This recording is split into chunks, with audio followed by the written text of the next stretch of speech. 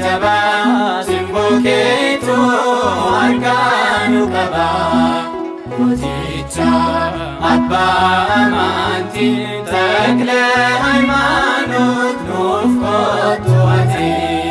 Finni kee kennaan kee jabaa simboo keetu harkaan nu qaba. Mooticha abbaa amantii Takle Hayimaanoot nuuf kottu ati.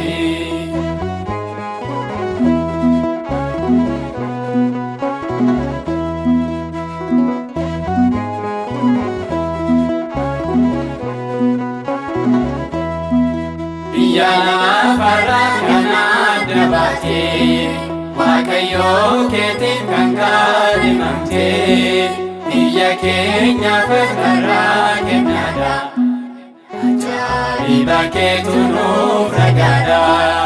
Finni kee kennaan kee jabaa simboo keetu harkaan nu qaba.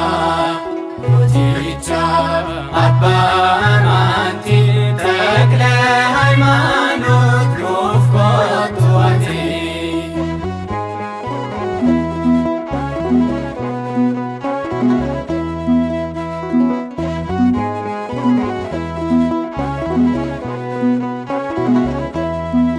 Kabaja Waaqatu si badhaasee eebba kee hunda keenyaa facaasee mana kee jiraanna nuus kanaafi.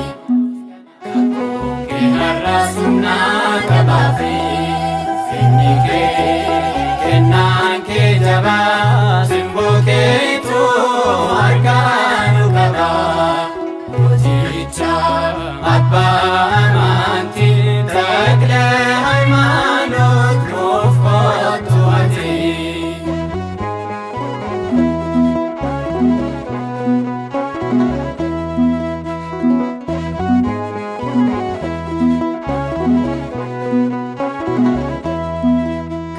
Keetiin nuun har'aa geenyeerra barumsa amantaa sirraa barreerra. Innas nuuf kadhatte Waaqa bira har'as nu eegaa nu faana jira. Finni kee kennaan kee jabaa simboo keetu harkaan nu qaba. Mooticha abbaa amantii Takle Hayimaanoot nuuf kottu ati.